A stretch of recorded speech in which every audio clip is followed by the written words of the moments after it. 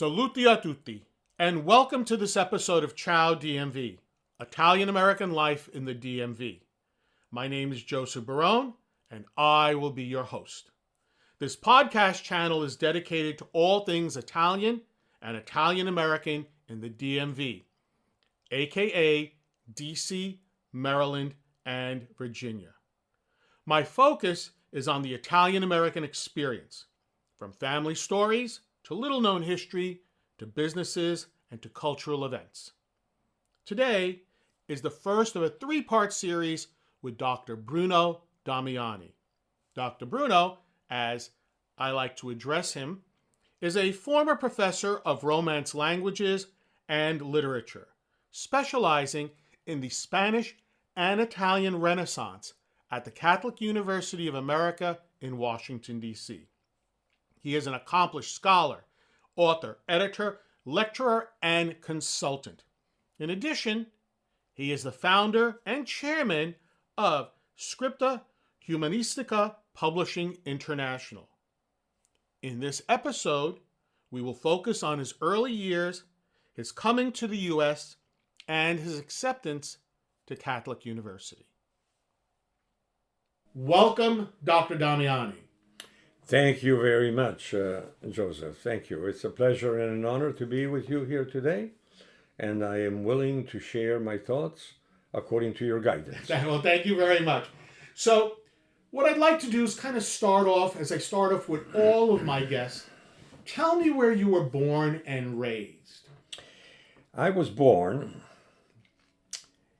in the city of Pola, P-O-L-A, on the Istrian Peninsula in 1942, April 15, 1942, with bombs falling upon all of us, bombs that were thrown by the Allies, specifically the Americans by day and the British by night, during that period of World War II. My mother told me that I was born at 9 p.m., which may have affected my nocturnal habits, which I have kept up to today. Be that as it may, following the war, we had two choices. One was to stay in Istria, in Pola specifically, which would have meant being under the communist rule of Yugoslav dictator Joseph Tito. Some relatives chose to remain and then be assimilated into the new culture and language of Yugoslavia. My mother, with 3 sons, myself included, thought that it would not be a good idea for us to remain there and chose to follow the hundreds of thousands of other Italians to move westwardly in the mainland of Italy. At the time, a fascist country, as we all know. And when we arrived in Venice, we were immediately embraced by the Italian community in Venice, and the authorities of the government chose the destination of Bergamo in northern Italy, not far from Milano, to live there for 5 or 6 years prior to coming to America. My father was a carabiniere, and he was killed in World War II. Subsequently, my mother was fortunate to meet a man by the name of Rodolfo Lussi, a humble man, a wonderful man, who embraced not only my mother, but 3 children that came with my mother. And for all practical purposes, for myself, being as very young as I was at the time, he became my father. in every respect. He was generous, he was kind, attentive, loving, and all of us in the family really accepted him well. He was a barber, and the position given to him was according to the needs of a particular region in Italy. There were people shipped to Bergamo for a certain need, other to Torino to work in the automotive industry, etc. And that explains why we ended up in Bergamo, because apparently there was a need for artisans to be there. We stayed there about 5 years, and then we moved to Milan briefly. And I did my primary school and my primary education in Bergamo, le scuole elementari, le scuole medie.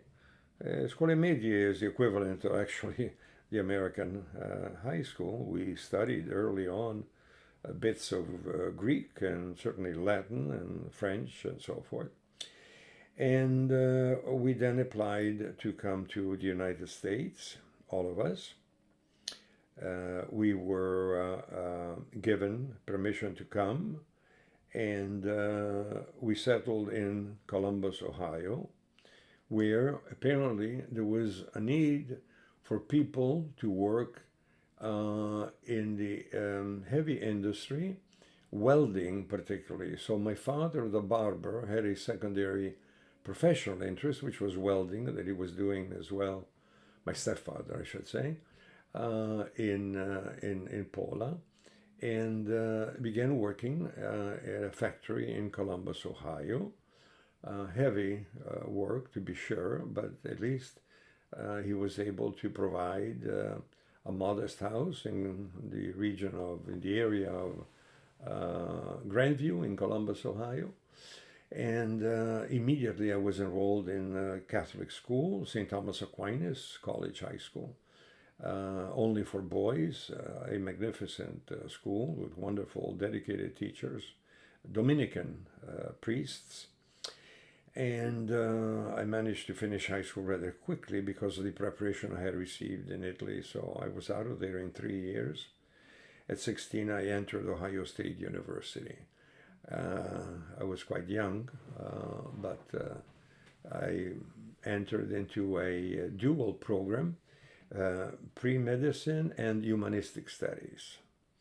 And I followed that dual program to the day of my graduation. Since in the course of taking some seminars in the field of Renaissance literature, I had the wonderful opportunity of being taught by the gentleman who at the time was an eminent figure in the field, his name Elias Rivers, may he rest in peace. I was so inspired by this gentleman that I began moving more toward the humanistic area and leaving behind the pre-medical education, which was very useful in many ways, particularly even in my field of the Renaissance, where, of course, medicine plays a significant role. And one day in the spring of 1965, he said to me as exiting a classroom, he said, "You know, Bruno, this is going to be the last semester at Ohio State. I have been offered the chairmanship of the Romance Languages Department at Johns Hopkins." Incredible as this may seem, Professor Elias Rivers said to me, "Would you like to join me at Johns Hopkins?" That was an ecstatic moment for me. I said, "Professor Rivers, nothing would give me greater pleasure. But please remember, I come from a humble family. There is no way that we would be able to undertake the task of tuition." He said, "Bruno, you have nothing to worry. I'll make sure that you'll be covered both for the university expenses with one fellowship, and I believe I can provide a second that will give you lodging by Johns Hopkins." I went home, of course, exploded with joy with my parents, and to make a long story short, ended up at Hopkins, where I stayed for 2 years.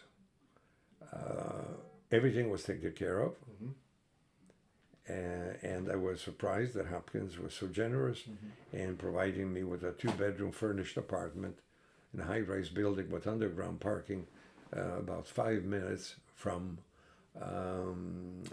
Hopkins, and literally across from Loyola College or Loyola University there on Charles Street in Baltimore. So I can say that, I came to this country without knowing one single word of English, and in a period of 10 years, I was in my final stages of getting the Ph.D. from Johns Hopkins. Before we go any further, this is fascinating. Before we go any further, I want you to think back to that high school experience. What was it like for you? Do you have any particular recollections of that period of time? I loved it. I hated it. Anything in particular comes to mind at that time? Because here you are, a young man coming from Italy, post World War II Italy, coming here to the U.S., coming to Columbus, Ohio, which still has a fairly good-sized Italian-American population to this day. But what were your thoughts when you came at that time? I was impressed by everything that I saw, particularly by the feeling of being welcomed by the Italian community.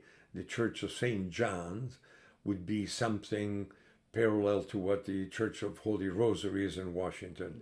So the Italian communities, immigrants recently arrived, as well as people that have been living there for 20, 30, or 40 years. In the neighborhood in Grandview, we gathered socially. We would see each other virtually every Sunday at church, and following the liturgy, we would go to the basement and do what Italians do, and a tradition that we continue, as you well know, at Holy Rosary.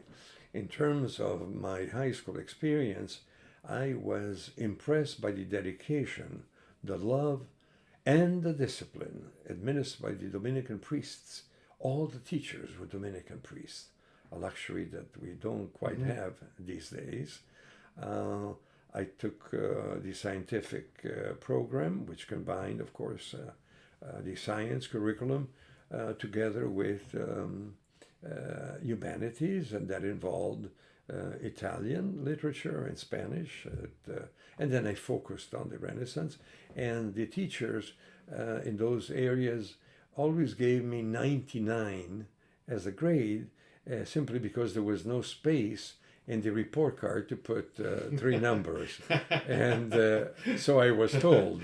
And I excelled in that, and my love for the Romance languages, the literature, the tradition of Spain and Italy, of course, grew ever more.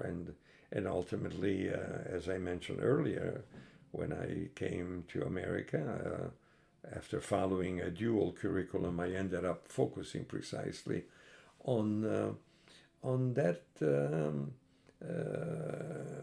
in that area that sparked my interest early on in my life, when, as I told you, in the scuole medie in Italy, I was exposed to some Greek and Latin and the classics and so forth, and that's where we are. Okay. So let's go back to Johns Hopkins. You're there at Johns Hopkins to earn your doctorate. And what was life like for you at that time? Was it, tell us a little bit about life at that time for you. Life at that time was extremely interesting because of the honor I had to have the greatest figures, academic figures at the time in the field of Romance languages, specifically Charles Singleton, the most famous Dantista in the world, American, but the finest Dante scholar in the world, and that took care of my Italian, and Elias Rivers, who had been working at Ohio State, has become the chairman of the department. So that's the first impression, the first gratitude I had to express to everybody for that magnificent opportunity I never forgot the fact that I was an immigrant that only a few years earlier came by boat to the United States on the Cristoforo Colombo, the picture of which is here in my study, as you can see right there. And then I find myself at that level of education at Hopkins. So it was an honor, but at the same time, it was an arduous road. I would literally stay up night after night. I had no time for any entertainment whatsoever, no movies, never time for sports, anything. I was so intensely involved in my studies that I would do what I called my so-called marathons, where I basically would not go to bed on Fridays and Saturday nights. I would literally, only God Almighty would have given me that level of energy, but I was well disciplined, well directed, well guided, and well focused.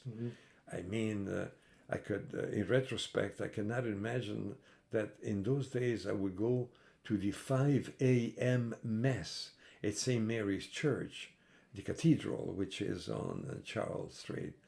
And then after going to church, I would walk my 6 blocks back to the apartment, and I would tackle my enormous list of reading obligations that I had.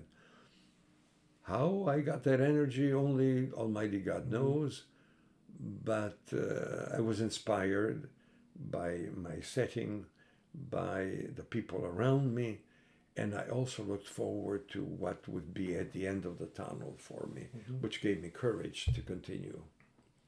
So you completed Hopkins, you put together your thesis, you defended your thesis at Hopkins. What was your thesis on? The thesis was an edition and a critical study of a little known 16th century Spanish novel, a novel of roguery, a picaresque novel that talks about the vicissitudes of a young boy through life in the service of several masters. So it's a type of novel that is rich in social and ideological intentions, a great deal of satire, a great deal of humor, and very graphically written. Professor Rivers, once in the basement of the Eisenhower Library, which is underground at Johns Hopkins, where he had an office and I had a little studying place there, desk, said to me, as we were talking about possible topics, he said, Bruno, for you, with your background and all, I believe there is this novel that has a great deal of promise, and I think you're the ideal candidate for that. You will probably have to go to Austria, to Vienna, where the original edition is found, published in Venice in 1527, and you'll have to transcribe the old edition, produce a corrected version, edited, and then writing, of course, a critical study of the novel. That was the first significant work that I did. Since the work had not been studied properly or appreciated, it propelled me to international fame at the moment, so much so that Warner Brothers used my text to produce the film script of La Lozana Andaluza, which I then subsequently translated as Lozana, the exuberant Andalusian woman. Behind you, my 20 books that I have published, among them La Lozana Andaluza. I could have become very wealthy at the time had I not signed the rights over to Castalia Publishers in Madrid, a very prestigious publishing house. It was an honor for me just to have that accepted by them, thanks to my mentor, Elias Rivers, who was very gracious in doing that for me. And since I would travel to Spain and Italy often, it was interesting for me walking through the streets of many Spanish cities and in front of movie theaters, seeing these huge posters of La Lozana Andaluza with my name, and citing a few comments that I had made about the novel. I mean, there was the instant, not financial, but certainly academic success, thanks to the work that I did on La Lozana Andaluza. Fantastic. So, we now propel you. You're done with Hopkins. You defended your thesis. Everything is good. Where next? Immediately upon completing my studies, as a matter of fact, weeks before, I began receiving, thanks to the intervention of Professor Alessandro Crisafulli and the eminent philologist Helmut Hatzfeld, who recommended me to several universities around the country. I ended up receiving 13 offers from various prestigious universities with with even better financial offers than the one I had from Catholic University. But I chose Catholic University because I fell in love with the proximity to Washington, being in Washington, and I knew myself and my desire to expand my cultural interests, contexts, and being close to the government as well. I knew there was an organization at the time called the National Endowment for the Arts and the Humanities, and sure enough, simultaneous to my position at Catholic University, I was able to be recommended for a senior consultant position at the National Endowment. So what year did you wind up coming to Catholic University? That same year, 1967. Okay. I just want to go back a second, if you don't mind. It just dawned on me to the film that the book, your thesis, and then that was eventually made into a film. That film was only for the European audience. Did it ever make it to the U.S.? It was for the European audience, but I understand from many sources that people, particularly my students, were obviously curious to see the film after reading and studying the novel in the seminars that I would give. And the reviews of the film, and particularly of the book, were quite significant. I think it was reviewed in about 82 journals around the world. And as you know, in the academic world, it's important to publish or perish, as they say. And equally important is the type of reviews that one receives from the academic community. So that again propelled me to a level that had never been seen before, that within 2 years, Catholic University promoted me to associate professor. I hope that you have enjoyed this first conversation with Dr. Bruno Damiani. And if you wish to learn more about him, you can visit his website at brunodamiani.net. If you're interested in being on this podcast, please feel free to contact me at chowdmv@gmail.com. And please remember, if you enjoyed listening to this episode, please take a moment to like, comment, subscribe, and or share with a friend. This is Joseph Barone, your host, signing out. Ciao, DMV.